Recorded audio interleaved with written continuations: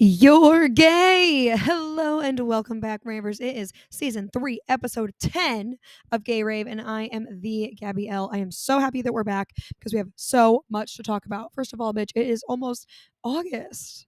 Can you believe it? That is so crazy. So, I said that earlier this year, odd years are great years for me.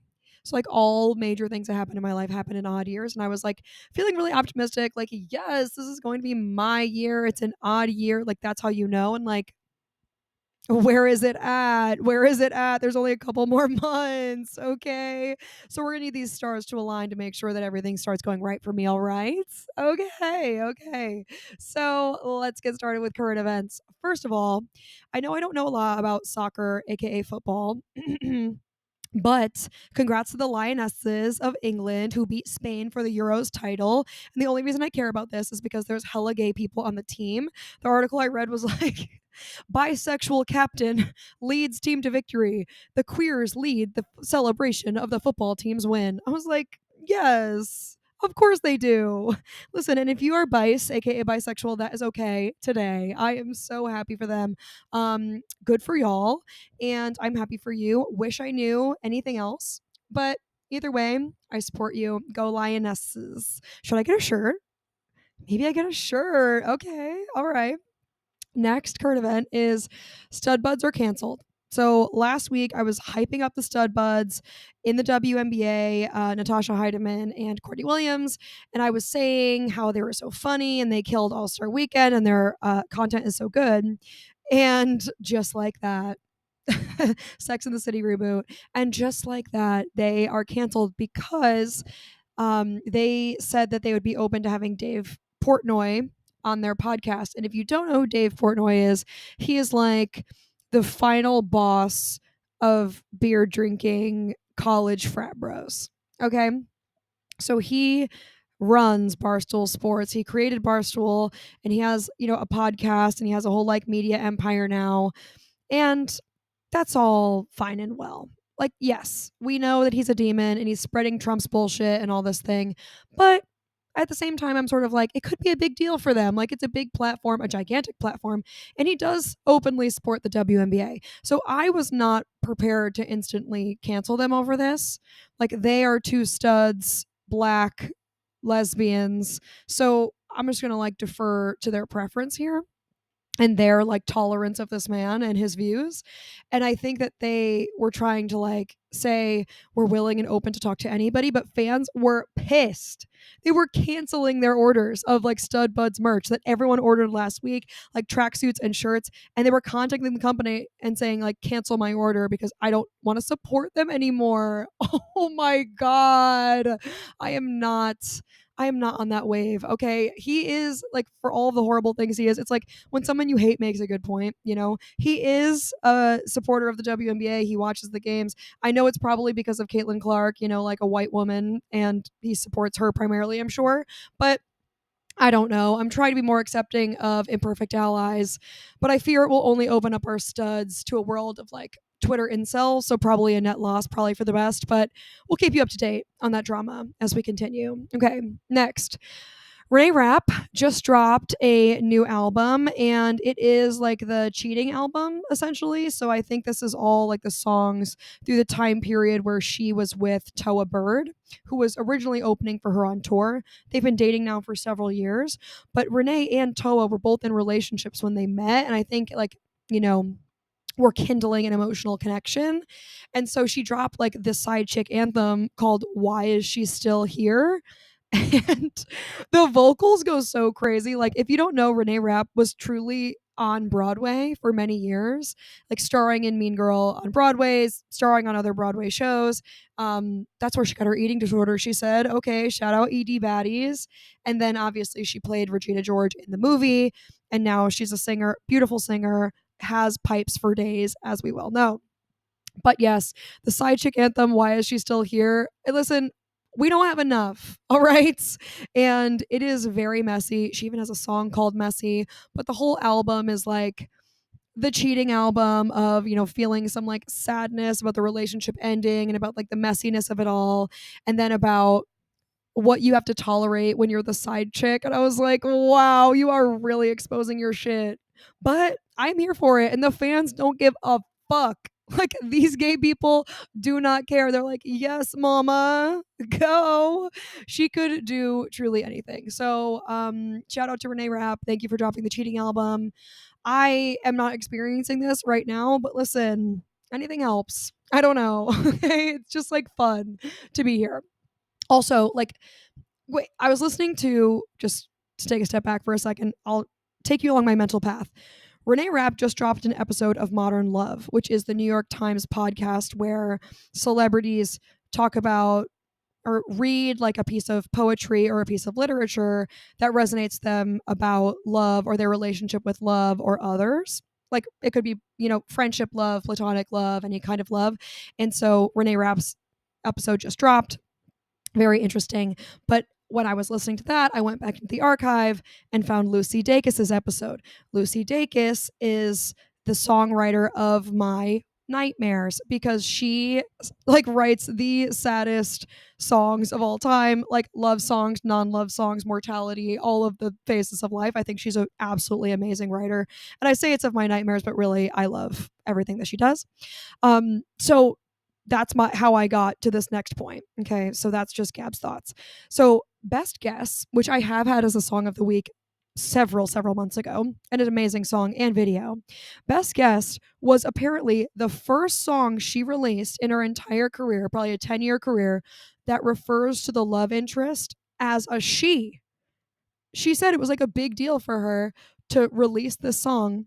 Oh my god, I forgot. I'm like filming this YouTube video and I have Roku City on my TV in the background. My bad. But yeah, she was like, it was like kind of a big deal, like a poignant moment for her to release a love song that is her sort of like pining or talking to a woman. And I was like, wait a minute. You're in Boy Genius. All your fans are gay. The call is coming from inside the house. Like, okay. But I was happy for her and I love that fucking song. Whole album, absolute smash. But just wanted to, segue to that. And now I'm moving on. Current events. The Mayhem Ball has started. Gaga's tour has begun and all of the content is incredible.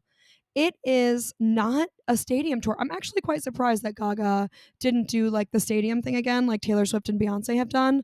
But I like it because I'm going to see her at MSG. She's doing like a fuck ton of shows at MSG, just like regular venues, concert venues. And I am so excited. The content is looking so good. She really is the performer of a generation. She has that mic on when she's going to the dressing room, taking off her makeup, putting on her t-shirt. She's laying in sand with a skeleton. She's doing all this crazy shit. I love it. It is such an amazing contrast to all of like the, roasting that's happening of Katy Perry, like high production value, flying through the sky, a lot of dancers, a lot of like very like whimsical, supposed to be like gag worthy or meme worthy things. And Gaga is just taking it to another level. And I swear to God, she is the icon. Okay. Also, even Ellie, the mascot for the New York Liberty, Ellie the elephant. This elephant has everything. Ellie did an entire halftime performance at Pride Night. Pride Night, by the way, which was on July 25th, riddle me that. Why was it not in June? Unclear. So for the Pride game, Ellie did an entire halftime performance to a mega mix of Lady Gaga songs. Was dressed like Gaga, did everything like front to back discography, incredible dancers, outfit changes, was living the full life. Even came into the arena in like the Gaga egg. Absolutely iconic behavior, okay? You know what? I do have to say something that's come up quite a bit, and I just don't know if I'm on board with it. You know how, like, it is said, and even Gaga has said, that in the Poker Face song, Poker Face, the whole lore is that she's saying fuck her face. It's like a lesbian slash like bisexual anthem about how she's thinking of that while she's having sex with somebody else, right? Like, you can't tell, but I'm really thinking of something else to get me off or whatever. And I never really got on board with it, and I can't tell you why. And it came from Gaga's mouth herself, so like there is absolutely nothing to debunk here. Like, that is the truth of the matter. But I just never. It's one of those things that it sort of got by me, and I'm just like not of the belief that it could have gotten by me. And so now I'm pissed. Okay. So that's where I'm at. So moving on the list of things I actually don't need to know, this is at the top, and it is JoJo Siwa naming her male partner Chris Hughes's balls Jimmy and Timmy. Everything I learn about these people is against my will. Everything I learn, it's on Instagram, it's on TikTok. This is why people are getting off their phones. This is why people are, you know, removing the apps from their phones. It's why they are reducing their screen time. It's because the amount of JoJo Siwa information that we're taking in, it's just too damn much. It's too damn high. All right. And also, she's like fueling pregnancy rumors. She's like doing this like two truths and a lie. Like, I'm coming out with a new song. I'm pregnant. I've never smoked, whatever. And like, she's putting this pregnancy word out there. And I'm like, Mama, please. Like, we've already got enough going on here. Okay. There's already enough to look at. Okay. You don't have to be doing all that. Okay. So that is it for current events. So moving into rave reviews. Rave reviews are obviously going to be my WNBA girlies. Okay, so I am back on my sports betting bullshit. I did re-download the DraftKings app. If you don't know this lore about me, it's that back a couple months ago, I was getting into sports betting because I was kind of bored, and I was like, well, got to get another hobby because I'm trying to take up 1,000 hobbies to keep my mind and myself busy. But then I was like, okay, I've won enough money. I should quit while I'm ahead because I am of the belief that I am not susceptible to addiction, especially betting addiction. I am just like, it's not, I don't really have an addictive personality, I would say. So I feel like I can overcome them mentally, but not other things like depression. Okay. Like, it's like selective, restriction here. So I was looking into it. I got back on it. WNBA betting is here. I am so excited about it. And I can bet on the Liberty, which I was pretty sure that like I wasn't able to bet on the Liberty last season. I don't know what the reason was, but now I'm back in here. I'm back on my bullshit. Okay. So as I was preparing to do my betting again, I wanted to go see like what it was looking like on the stats, like what the stats of the season was looking like. And now I need to share it with all of you.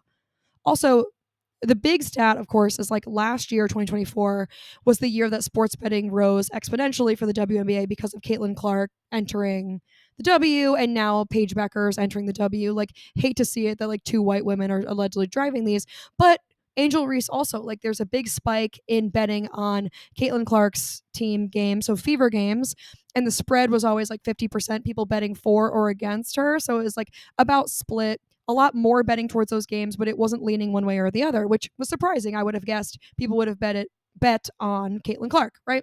But then Angel Reese, another stat was, betting went up for the Chicago Sky, the team that Angel Reese was on, but it was typically for the Sky to win home and away. So I found that quite interesting. Like when the volume increased for both the Sky and the Fever, the split was 50-50 for the Fever, but the advantage was always the Sky for bets for Angel Reese. So that's quite interesting and quite fun, huh? Okay. So then I was really down a rabbit hole, obviously, which we all can relate to. But I was looking at the top 5 players who have the most technical fouls this season. And all 5 players are black or brown, which kind of unsettling to me. The players with the most techs. Number 1, Angel Reese. Number 2, Shakira Austin. Number 3, Alicia Gray. Number 4, Bria Hartley. And number 5, Alyssa Thomas. We're halfway through the season and all these people are black or brown. And when you look at the coaches with the most techs, top 3, white people. At least the number 1 is a lesbian, Stephanie White. And the irony is not lost on me that her last name is White. Number 2, Becky Hammond. Number 3, Cheryl Reeve. Okay. Do with that what you will. But of course, I'm looking at all these things. The oldest player in the W right now is 38 years old, Alicia Clark. And I'm pretty sure she's on the Vegas Aces still. But, DT, Diana Taurasi, just retired at age like 40 something. I honestly think she was 42, but it just made me feel like I got to get my dusty bones out there. These people are like 6 years my seniors, still playing the WNBA, still doing conditioning fucking year round, still running suicides on the gym. I know we can't say that anymore. What are they called now? Running, just tell me. Okay, just tell me what they're called. So I did feel a little bit inspired by this because even like people who I graduated from college with or like was in or around the same time, they're just a little bit older than me. I'm like, okay, I can get my shit together. I can absolutely do this. If they can do this, I can do this. It's not like I have a job or anything that would impede me from working out 90% of the time and getting really nice arms. There's nothing that would impede me. Okay. Also, moving right into grave reviews, I know I'm getting old because everything I knew is being remade. And like every movie that used to exist is being remade with the original cast. And like, I get it, nostalgia, things like that. I am not really with that. It's something like it doesn't scratch that itch for me. But like, Gladiator 2, Happy Gilmore 2, Freakier Friday, Devil Wears Prada 2, all of these things. And I probably will not go see any of them. And all it's people doing is people flexing on how good they look at an old age. And I'm fucking sick of it. Can one person look old? Even fucking Jamie Lee Curtis looks incredible. All right? And I'm fucking sick of it. Can we all just age like normal people? Can we all just like collectively agree that we're comfortable aging? Because that would actually make me feel great. Okay. But on the Devil Wears Prada 2 topic, I know that it will be iconic and I'm sure it will be, or at least it will be called that. But do we need it? Do we need it? I did see this photo from filming. They're filming all over New York, so like people are running into, the filming all over the place, mostly Midtown or lower and on the east side. But I did see this tweet that was Chris Colfer and Darren Criss of Glee, Kurt and Blaine. If you were really with it, you were reading the fanfics about Kurt and Blaine, here nor there. But Kurt and Blaine reunion, the two of them walking, they're playing some like high profile gays in this movie. Darren Criss, still not gay, still married to a woman. Okay. And so they are, of course, looking like an extension of their Glee characters. I think that they're doing this for the Glee fans, which I'm not going to say it again. Yes. Okay. Yeah. I'm a Glee fan, or was. And so, yeah, they're obviously dressed crazy. Fucking stripes, polka dots, velvet, leather, silk. Like, they're dressed fucking crazy. Like, in the same shit that they would have worn in the show. And I'm like, you're supposed to be gay. Where is the fashion? Which one of you is superstar Carson Kressley? Like, I don't understand. Even, like, Gaga is in this movie, too. What the hell? This does not give me life, but happy for them. Okay? Happy for them. But put the Darren Chris Colfer thing away. Darren Chris Colfer, Darren Colfer. That's their celebrity couple name, but that's their real names and not their Glee names. Okay, whatever. We're gonna move on.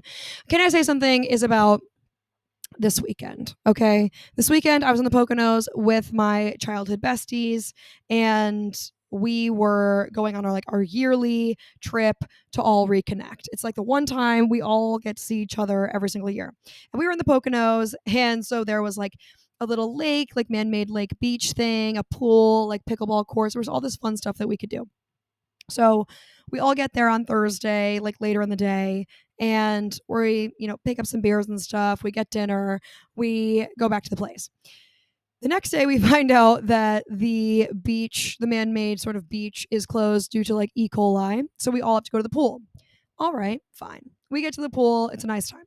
The next day, we go to the pool again, and there's a person who has to take like your pass to get in, and he's like rip roaring ready to talk. This man looks like a 6'2" large, Italian man. Popped the sleeves right off his polo, crudely cut them, not even on the seam, and he is just there to collect passes. But he is perched like a hawk, ready to discuss and accost anyone who is going to this pool. Okay. So he brought his own chair. There's his speaker and this book, a conspiracy theory manifesto book. And he was ripping heaters, ready to talk. Okay. So we finally get the passes. We go in there and we start, putting sunscreen on and laying down next to the pool like any normal pool patron would do. And what does this man do? He walks over to our group. It's like 5 or 6 of us. And there's probably 30 other patrons, families, adults, just people enjoying their day because the lake has E. coli in it. And he's like, "Oh, you guys putting on sunscreen?" "Obviously, sir. Obviously, we're putting on sunscreen." And he's like, "Who makes the sunscreen? Who makes it?" And we're like, "What? We don't understand the question. Trader Joe's? I don't understand the question." He's like, "Why do you put that on? Like, why do you do that? When was sunscreen invented?" And we're like, "What the fuck is this? What are you, the fucking Riddler? I don't understand these questions. This does not make any sense." And also, I am just trying to enjoy my day. fellas, is it gay to just enjoy your fucking day? So yeah, he's like, when was it made? I'm like, trick fucking question. I don't know. And he's like, well, when was the sun invented? And I'm like, these questions are fucking stupid. He's like, well, the sun's been around for longer than sunscreen has, so why would we need sunscreen? Sunscreen was just invented to make us sick. Why was there no skin cancer? Why was there no cancer before sunscreen was invented? Do you ever think about that? Why sunscreen might be causing the cancer? God would never make something that would hurt us. God would never make the sun if it was going to give us cancer. Why? When did cancer start coming up? When did skin cancer start coming up?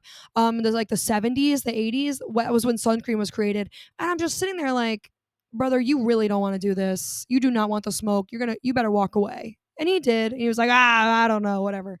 Like, sorry, I don't want to get into it with you about the fucking pharmaceutical lobby and how the sunscreen is owned by the Energizer Bunny who is being lobbied by the fucking pharmaceutical industry. Sorry, boo hoo, walk away, fucking Charlie Browning away. I wish I had said, why would God create the E. coli to give everybody the shits in the lake? Why would that happen? Why would he do that to hurt us? Okay. Make it make sense. So we're just trying to enjoy our day, and of course, he's over there fucking stewing. He sits in his little chair. He's gets another cigarette out, arms spread wide open, just trying to get a tan on these arms. And then you see him just like become enlightened. He starts walking back. I'm fucking stressed out. I go to the pool. He starts talking to the group about the fucking months. He's like, what does octo stand for? More fucking questions. All right. What does octo stand for? 8. What does septo stand for? 7. Why is it that October is the 10th month of the year if octo stands for 8? Why is September the 9th month of the year if September stands for 7? The year really begins on April 1st or something like that. April Fools fooling us.